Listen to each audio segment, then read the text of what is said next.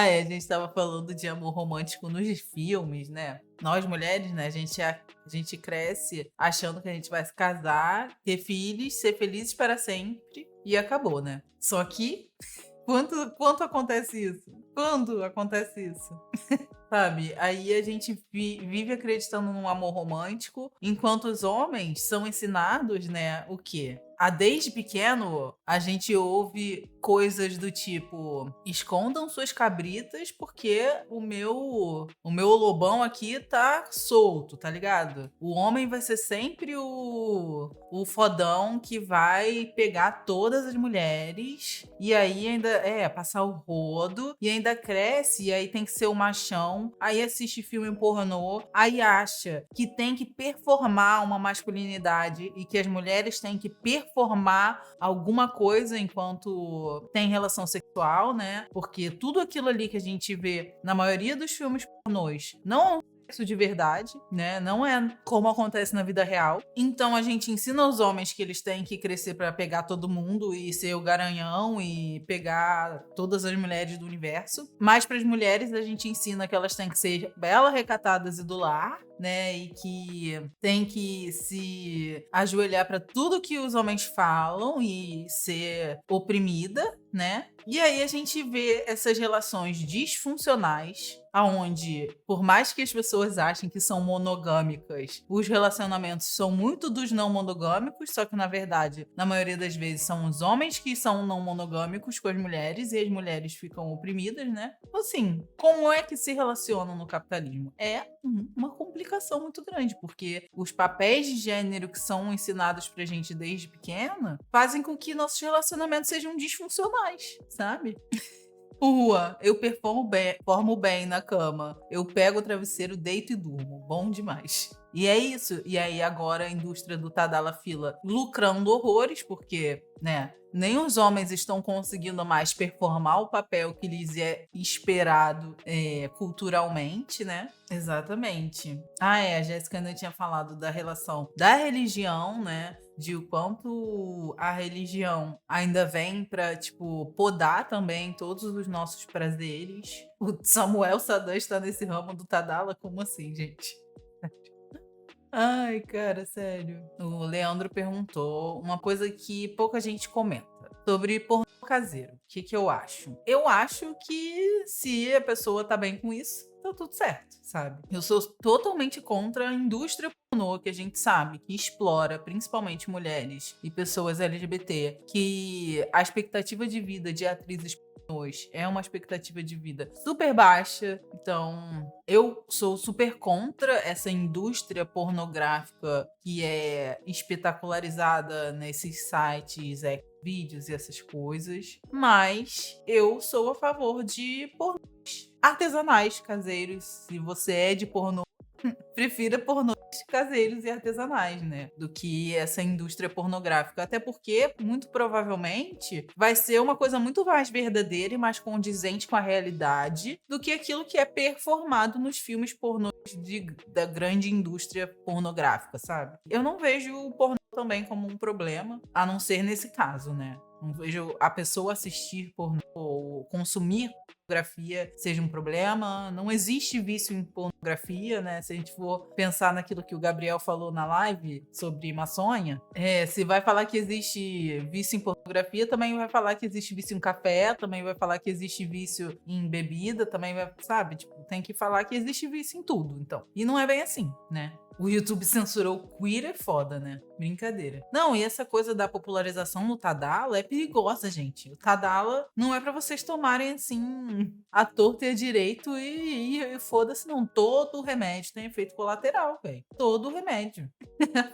Chamei o vizinho pra trocar. Não, isso aí é muito ruim, né? Canal do Mouta, gente. Eu lembro que quando eu era pequena, eu acabei assistindo na TV, sem querer, Emanuele.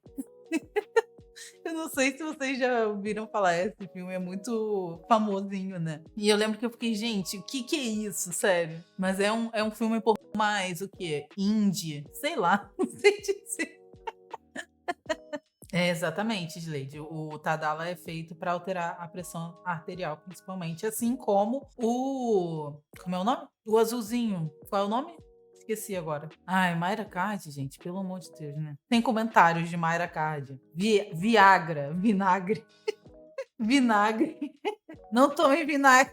Aí, ó, Emanuele também foi a primeira experiência de onça. Acho que de muita gente, né? E o engraçado não, o trágico, né? Que, vamos falar a verdade, não era pra acontecer isso. Quantos de nós assistiram pela primeira vez por livre e espontânea vontade, ou isso simplesmente apareceu para você e você viu porque, né? Apareceu. Não é? Não é, Fran? E é isso, a gente muitas vezes é introduzido à pornografia de modo não espontâneo, né? Apareceu e a gente acaba vendo quanto isso também. Olha lá, a gente viu sem querer, apareceu numa noite do ano novo, do nada. É isso, normalmente é aquela noite que a gente foi dormir um pouquinho mais tarde, e aí do nada aparece um negócio, e aí a gente muitas vezes, enquanto criança ainda, é exposto à sexualização. Muitas vezes também pais ou familiares acabam expondo os filhos a essa sexualização antes do devido, né? Acontece muito. E ainda tem a questão, né? Falaram que o canal do Mouta falou das revistas Playboy. Antigamente isso era meio que um rito de passagem entre os meninos, né? Tanto que a gente vê em filmes como o American Pie, que existia toda essa questão das revistas pornô. Nossa, gente, era terrível. Eu lembro da época da escola que os meninos da minha sala ficavam levando as revistas pornôs das mulheres. Eu lembro de ter visto da Mulher Melancia, assim, que eles levaram, que era bem nessa época, das mulheres fruta. E assim, nenhum problema, sabe? Tipo, eu lembro da Sabrina falando o quanto antigamente para as mulheres o dinheiro que a Playboy dava era simplesmente surreal, tipo, era um dinheiro de mudar a vida das pessoas. Então, assim, eu lembro que as mulheres já saíam do BBB com o contrato para Playboy, por exemplo, fechado, ou para sexy, e aquilo ia realmente mudar a vida das pessoas, sabe? E tinha toda aquela especularização. Eu lembro de mais nova eu assistia, não sei se vocês lembram, de um reality show que tinha da galera do dono da Playboy Internacional, né? Aquele Rio, não sei o quê. Não lembro o nome dele. E era ele e as várias namoradas que ele tinha, né? Que um velho branco de meia idade,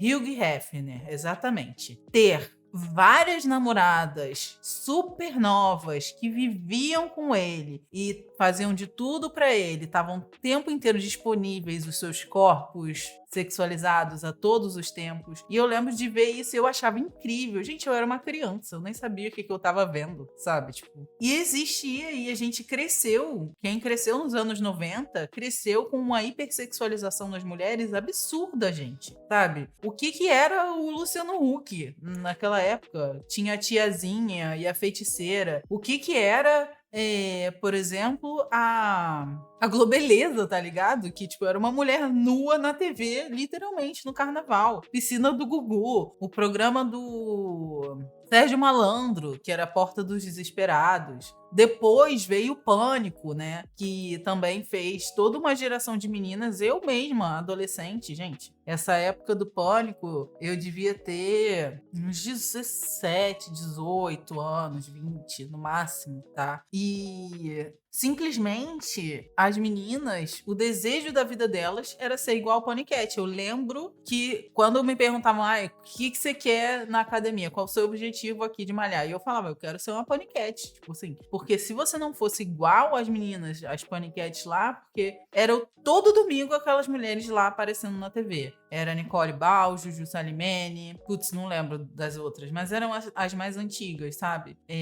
Aquelas meninas que tinham corpos completamente irreais, porque essas meninas se enchiam de bomba, além de elas terem todo um acompanhamento de médicos, nutricionistas que a gente não tinha, e além de tudo, tipo, o infeliz que eu namorava na época era tão filho da puta que, tipo assim, era isso. Ele falava pra mim que eu só ia ser amada por ele meio que se eu tivesse aquele corpo, sabe? E era isso que os meninos esperavam. Se a menina não fosse parecida com uma Panicat, não tivesse um corpo parecido com a Panicat, ela era descartável, ela não tem valor. Só existem valor nas meninas que eram iguais às Panicats, né? Exato, tinha o Chan, né?